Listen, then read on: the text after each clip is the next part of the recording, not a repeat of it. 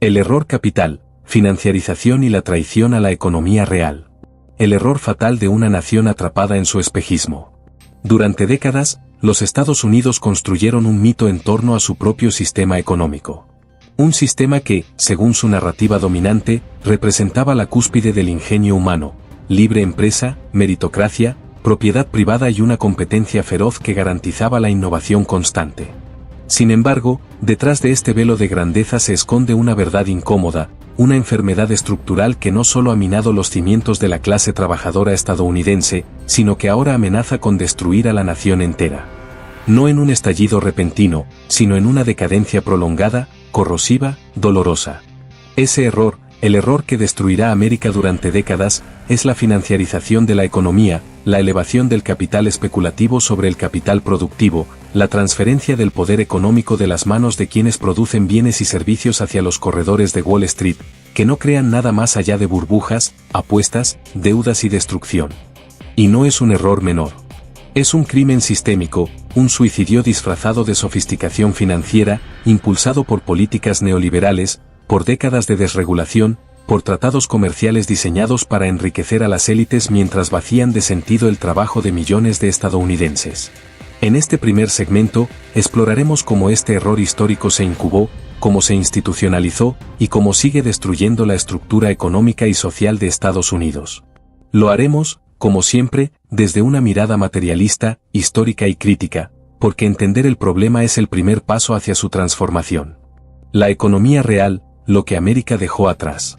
La economía real es la que produce cosas, alimentos, viviendas, ropa, herramientas, transporte, energía, atención médica, conocimiento. Es donde trabajan los obreros, los agricultores, los maestros, los ingenieros, los enfermeros. Es la economía que genera riqueza tangible. Y es, paradójicamente, la economía que fue abandonada por las élites financieras y políticas de este país. Desde los años 70, Estados Unidos tomó una decisión estratégica y devastadora, desindustrializar su economía en favor de una lógica financiera globalizada. Comenzaron los procesos masivos de offshoring, la exportación de fábricas, empleos y cadenas de valor hacia países con mano de obra barata, regulaciones laxas y gobiernos autoritarios que garantizaban orden sin sindicatos. ¿Por qué ocurrió esto? Porque los dueños del capital vieron una oportunidad de aumentar sus márgenes de ganancia. Porque el capital, por naturaleza, no tiene patria. Porque en el capitalismo contemporáneo, la lógica no es producir mejor o más, sino maximizar la rentabilidad en el menor tiempo posible.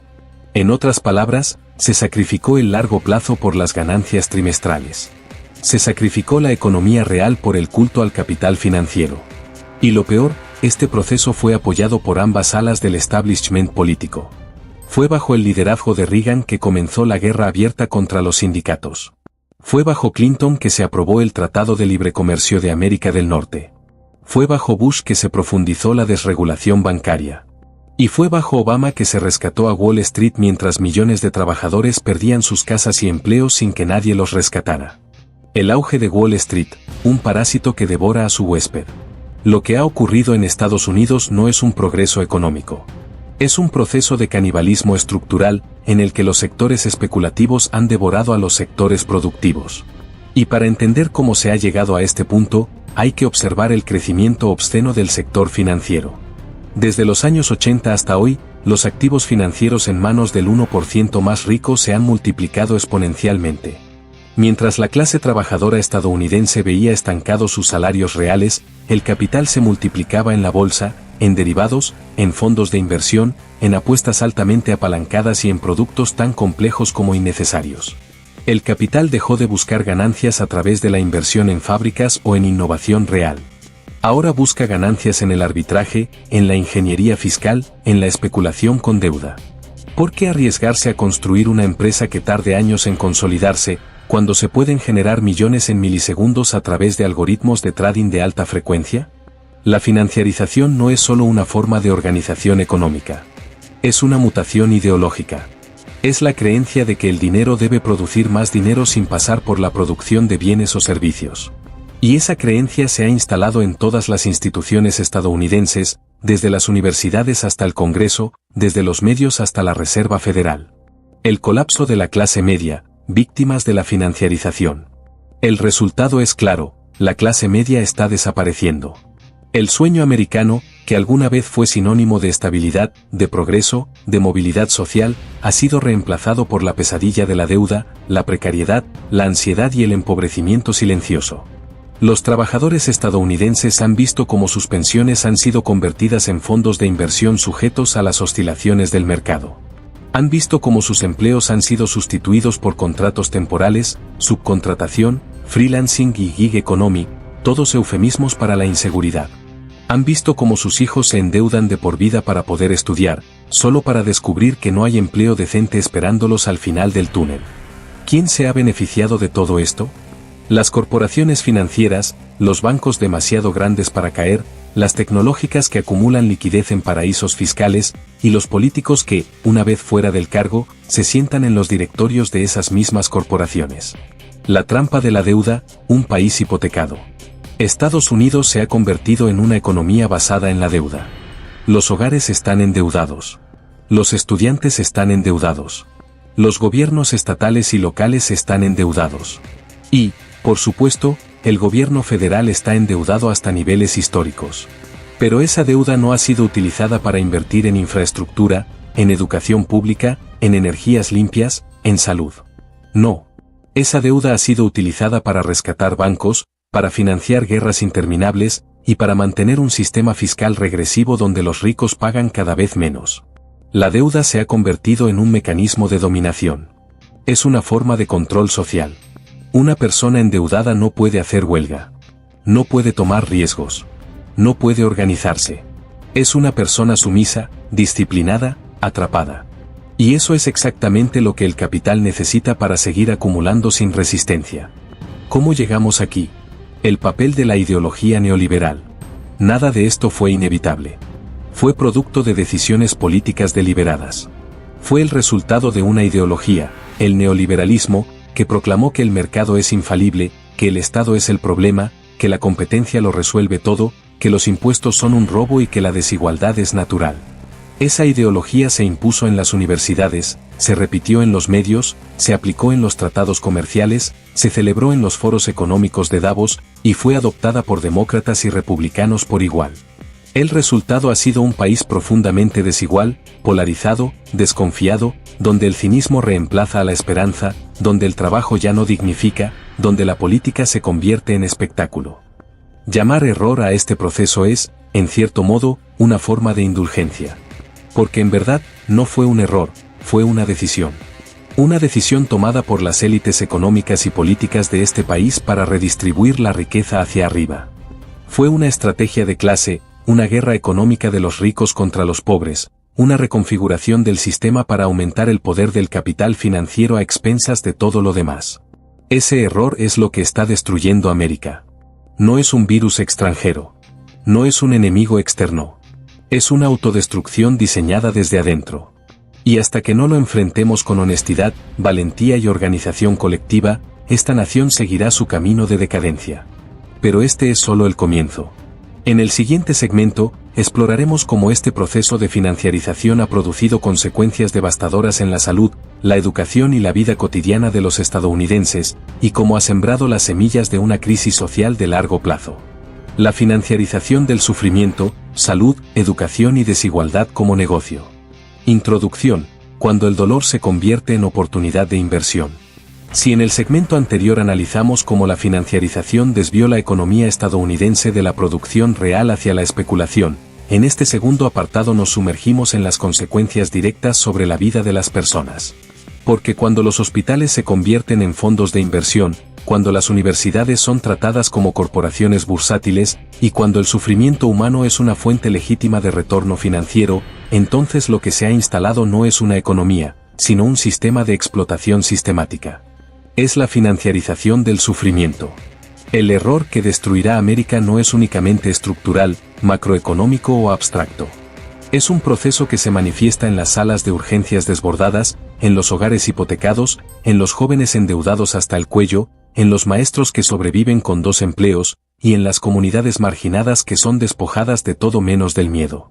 La pregunta esencial que este segmento plantea es, ¿Cómo se vive en una sociedad donde la salud, la educación y la seguridad son mercancías? Y la respuesta es brutal: se vive con angustia, con ansiedad, con miedo. Pero, sobre todo, se vive bajo un sistema que convierte cada necesidad humana básica en un nicho de negocio para el capital financiero. La salud como fuente de rentabilidad, la industria de enfermar. En cualquier sociedad civilizada, el acceso a la salud debería ser considerado un derecho fundamental. Sin embargo, en Estados Unidos, la salud es un bien de mercado, una mercancía, un servicio transado, evaluado y empaquetado con criterios de rentabilidad y no de bienestar. Este no es solo un problema del sistema, es una expresión directa de la financiarización. Veamos cifras. El gasto en salud per cápita en Estados Unidos supera los $12,000 anuales, casi el doble que otros países desarrollados, y, sin embargo, los resultados son notablemente peores. Millones de personas no pueden pagar medicamentos básicos. Más de 500,000 familias caen en la bancarrota cada año debido a gastos médicos. Un diagnóstico de cáncer puede equivaler a una sentencia financiera antes que clínica. ¿Por qué? Porque el sistema de salud está dominado por aseguradoras privadas, redes hospitalarias corporativas y conglomerados farmacéuticos que cotizan en bolsa.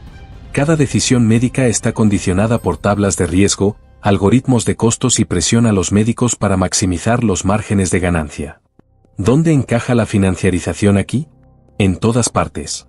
Las grandes aseguradoras de salud no solo venden seguros, sino que invierten sus ingresos en el mercado financiero. Las farmacéuticas, en lugar de investigar medicamentos necesarios, invierten en fusiones, adquisiciones y recompra de acciones para elevar el valor bursátil. Y los hospitales privados, muchos de ellos propiedad de fondos de capital privado, recortan personal, subcontratan servicios y priorizan tratamientos rentables sobre necesidades reales. El resultado es una industria que no premia la cura, sino la cronicidad, que no quiere prevenir, sino prolongar el tratamiento, que no sirve al paciente, sino al accionista. Es un sistema enfermo que necesita enfermos para sobrevivir. Educación, de derecho social a inversión personal con deuda. La financiarización de la educación en Estados Unidos es otro rostro del mismo proceso destructivo. Históricamente, la educación fue concebida como un pilar del progreso social. Hoy, se ha transformado en una trampa de deuda para millones de jóvenes. La narrativa neoliberal impuso la idea de que la educación superior no es un bien común, sino una inversión personal, cuyos beneficios deben pagarse, con intereses, durante décadas. En consecuencia, el Estado se retiró progresivamente del financiamiento educativo, dejando espacio a un sistema de préstamos estudiantiles que actualmente supera los $1.7 billones. Una cifra que supera el PIB de países enteros. Pero lo más perverso no es solo la deuda, sino el modelo corporativo de las universidades. Las instituciones de educación superior han adoptado estructuras de gestión empresarial, rectores con sueldos millonarios, oficinas de branding, marketing y expansión internacional, campus convertidos en complejos inmobiliarios y, por supuesto, dependencia de los mercados financieros para sostenerse. En muchos casos, las universidades invierten sus enormes fondos patrimoniales en los mismos sectores que precarizan a sus estudiantes: bancos, industrias extractivas, farmacéuticas. El círculo se completa. Los estudiantes pagan con deuda para entrar a una institución que invierte su capital en empresas que reproducen las desigualdades que la educación supuestamente debía romper. Mientras tanto, los profesores, especialmente los adjuntos, viven en condiciones laborales cada vez más precarias. Son contratados por semestre, sin beneficios, sin estabilidad, sin voz. La financiarización de la educación ha creado una casta directiva enriquecida y una clase docente proletarizada, al tiempo que vende a los estudiantes el espejismo de la movilidad social. La vivienda como activo, no como hogar. La financiarización no se detuvo en las finanzas, la salud y la educación. También colonizó un aspecto profundamente humano: el hogar. Después del colapso inmobiliario de 2008, el mercado de vivienda en Estados Unidos no fue reformado, fue reconfigurado para beneficiar aún más al capital financiero. En lugar de castigar a los responsables del colapso, se permitió que los bancos y fondos buitres compraran millones de viviendas embargadas, a precios de remate, para luego alquilarlas a las mismas personas que habían sido expulsadas de ellas. Hoy, fondos de inversión como Blackstone y Vanguard son algunos de los mayores propietarios de bienes raíces residenciales en el país. Compran barrios enteros, elevan los precios, expulsan a las comunidades originales y convierten el derecho a un techo en un instrumento especulativo. Los alquileres aumentan, los salarios se estancan, y la propiedad de vivienda se convierte en un sueño imposible para generaciones enteras. Los jóvenes no compran casas, no porque no quieran, sino porque el sistema les impide ahorrar, les obliga a endeudarse y les condena a alquilar de por vida. El Estado cómplice, austeridad para el pueblo, generosidad para el capital. En cada una de estas esferas, salud, educación, vivienda, el Estado ha jugado un papel decisivo. Pero no como protector de los derechos sociales, sino como garante del orden financiero. El Estado ha sido cómplice del proceso de financiarización, adoptando una lógica de austeridad para lo público y de generosidad para lo privado. Recortes al gasto social, privatización de servicios públicos, incentivos fiscales a las grandes corporaciones, desregulación de los mercados financieros y subsidios encubiertos a la especulación. Todo eso ha sido parte del mismo libreto. El resultado es un Estado fuerte con los débiles y débil con los poderosos. Un Estado que persigue al deudor común, pero que rescata al banquero culpable. Y en los momentos de crisis, como ocurrió en 2008 y en 2020, el Estado no interviene para proteger al pueblo, sino para socializar las pérdidas de los especuladores. Los rescates financieros no fueron soluciones, sino confirmaciones de que el sistema se gobierna desde Wall Street. El costo psicológico y político de vivir financiarizados. No podemos ignorar el costo subjetivo de vivir bajo este sistema. Una sociedad donde todo está mediado por el dinero, donde cada necesidad es una deuda, donde cada esperanza se traduce en pago mensual, es una sociedad enferma. La ansiedad, la depresión, el estrés crónico, el aislamiento social, el resentimiento político y la polarización no son fenómenos accidentales. Son el resultado de un modelo económico que ha precarizado no solo la vida material, sino la estabilidad emocional. La financiarización no solo produce desigualdad. Produce desesperanza. Y en esa desesperanza germinan los populismos autoritarios, el odio al diferente, la nostalgia por un pasado idealizado, y el colapso de la fe en las instituciones democráticas. Porque cuando el sistema solo sirve a unos pocos, los muchos buscan alternativas, aunque estas alternativas sean peligrosas. Conclusión del segmento 2, la vida como producto financiero. La financiarización ha convertido la vida humana en una línea de crédito. No se trata de un fenómeno técnico o inevitable. Es el resultado de una decisión estructural, sustituir los derechos por contratos, los ciudadanos por consumidores, y las necesidades humanas por oportunidades de inversión. Este es el error histórico que destruirá América durante décadas. Porque un país donde vivir, estudiar, sanar o tener un techo depende del mercado financiero, es un país que ha renunciado a la dignidad como principio de organización social. En el segmento 3, analizaremos cómo este proceso ha exacerbado la crisis de la democracia estadounidense, alimentando la desconfianza institucional, la concentración del poder y la creciente desafección de millones de ciudadanos que ya no ven en el sistema una vía para la justicia ni para el futuro. Democracia hipotecada, cómo la financiarización secuestró la política estadounidense. Introducción, un gobierno del dinero, por el dinero y para el dinero. Cuando Abraham Lincoln pronunció su célebre frase sobre el gobierno del pueblo, por el pueblo y para el pueblo, lo hizo como una promesa para la posteridad. Pero en el Estados Unidos contemporáneo, esa promesa ha sido traicionada. Hoy, el gobierno no responde al pueblo, sino a los intereses del capital financiero. La financiarización, ese error estructural del que hablamos en los segmentos anteriores, no solo ha devastado la economía real, la salud pública, la educación y la vida cotidiana, también ha corrompido la médula del sistema político estadounidense. En este tercer segmento, analizaremos cómo el proceso de financiarización ha capturado la democracia desde adentro. Veremos cómo el dinero ha reemplazado al voto como principal motor de influencia, cómo los lobbies financieros dictan la legislación, cómo las élites económicas secuestran al Congreso y cómo se ha construido un sistema electoral que reproduce la desigualdad estructural en lugar de corregirla. Este error, permitir que la política se subordine al capital especulativo, no solo ha deteriorado las condiciones materiales de vida. Ha degradado la confianza social, ha polarizado el discurso público y ha creado un sistema en el que millones de ciudadanos sienten, con razón, que no importa quién gane, el resultado será siempre el mismo: más beneficios para los ricos, más castigo para los pobres. El costo del acceso al poder, elecciones financiadas por Wall Street. La primera evidencia del secuestro de la política por parte de las finanzas está en las elecciones. Estados Unidos tiene uno de los sistemas electorales más caros del mundo. Las campañas presidenciales superan los miles de millones de dólares. Las elecciones legislativas se han convertido en competencias de recaudación, donde lo que determina el éxito no es la claridad del mensaje ni la conexión con la comunidad, sino la capacidad de atraer donaciones millonarias.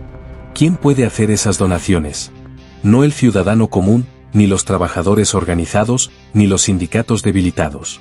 Son los fondos de inversión, los bancos, las aseguradoras, las grandes farmacéuticas, las empresas tecnológicas, las firmas de lobby y los multimillonarios financieros quienes inyectan capital a los candidatos, de ambos partidos, que estén dispuestos a proteger sus intereses. Desde la sentencia Citizens United VFEC de 2010, la Corte Suprema legalizó, de facto, la compra de influencia política por parte de corporaciones y super PACs, comités de acción política. Bajo el argumento de la libertad de expresión, se habilitó que el dinero, y no la ciudadanía, tenga voz privilegiada en la política.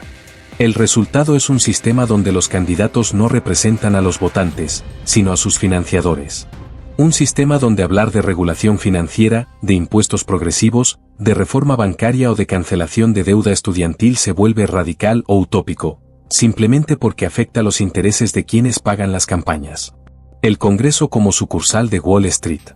Pero el problema no termina en las elecciones. Continúa en el funcionamiento cotidiano del Congreso, de los comités legislativos y de los organismos reguladores. En Washington, los comités financieros están repletos de legisladores que reciben dinero directamente de los bancos que supuestamente deben regular. Los senadores que deberían fiscalizar a Wall Street terminan siendo sus aliados, sus consultores futuros o sus empleados una vez que dejan el cargo. Este fenómeno se conoce como puerta giratoria, banqueros que entran al tesoro para redactar leyes que favorecen a sus antiguos empleadores, y luego regresan al sector privado con sueldos millonarios. Es una simbiosis tóxica entre capital y Estado. No hay conflicto entre intereses públicos y privados, porque el interés público ha sido secuestrado. Veamos un ejemplo. En 2008, cuando estalló la crisis financiera, el Congreso aprobó el rescate bancario más grande de la historia, conocido como TARP, Programa de Alivio para Activos en Problemas. El mensaje fue claro: los bancos pueden hundir la economía mundial, pero nunca asumirán las consecuencias. El dinero público se usó para salvar a las entidades responsables del desastre. Y ningún alto ejecutivo de Wall Street fue encarcelado. Mientras tanto, los ciudadanos comunes perdieron sus empleos, sus casas, sus ahorros. No hubo rescate para ellos. ¿Por qué? Porque no tenían lobby. Porque no financian campañas. Porque no tienen representación real. La industria del lobby, legislando desde la sombra.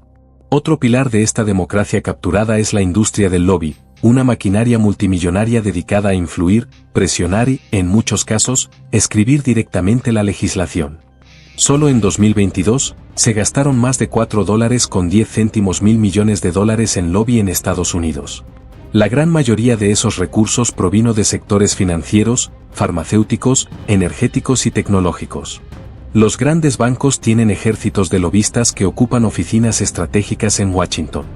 Los proyectos de ley que afectan a Wall Street rara vez se redactan sin su revisión.